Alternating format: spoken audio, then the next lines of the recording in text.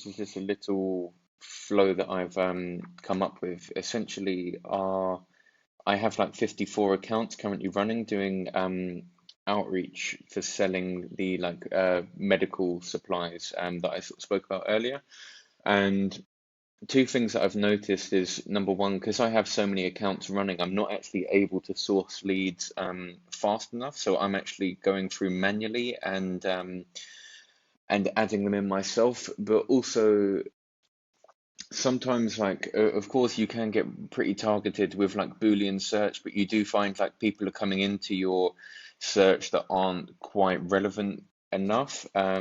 So it can also be helpful, like in some cases, to go through flows like manually, particularly if you're using like LinkedIn outreach for like recruitment or for like high ticket sales. Um, so maybe in some cases it's actually worth doing your lead sourcing manually, adding all of those records into Airtable, and then setting up the automation from there. So you're getting the lead list yourself.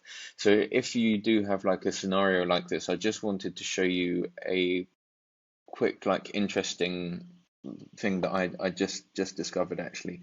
So I've been using like the Airtable Web Clipper, which is on the Chrome Web Store. It's their Chrome plugin. I've used it for a while now. So you can just literally go in here and put in Airtable Web Clipper, and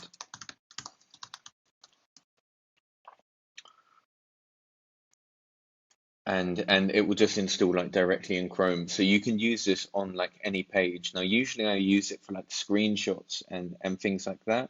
Um, but what you can actually do that makes it even more interesting. So I'll just show you a quick example of how it looks. We just click this button and we choose like, okay, like I have to set it up. So I choose, okay, which database do I want to add to? I'm using this one currently. We can do personal LinkedIn, and we can, like I said, you can add like screenshots and things over, which is what I usually use it for. You can extract elements from the website. But let me just like, it's actually also able to pull like CSS, and so I can just give you like a quick example of how this is done. Um, let's say that I want to pull the am I storing location? Let's do job title. Okay, so we can extract from like the page title, from the URL, from some selected text, from meta tags. And we can also do like text content by CSS selector. So I can have like loads of these running at the same time if I want to extract like, let's say their previous jobs or something like that.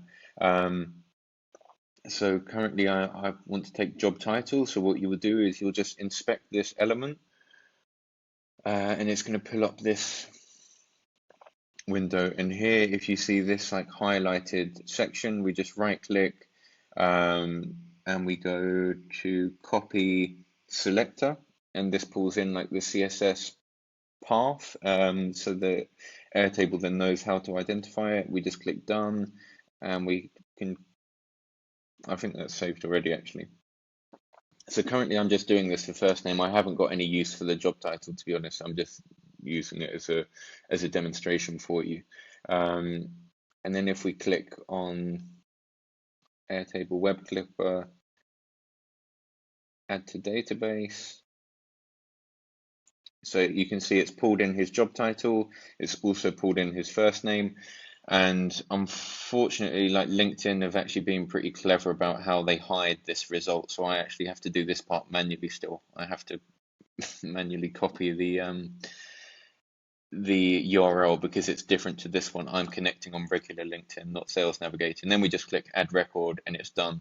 So in like, it probably takes me about 10 seconds to quickly like review a profile and then add it to the queue.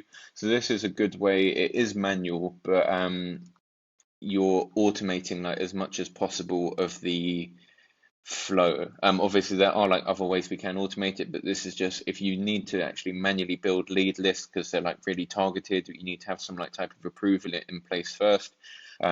This is like a really, really good solution. So yeah, I hope it helped. I'll put a link to the plugin in the description. So yeah, thank you for watching.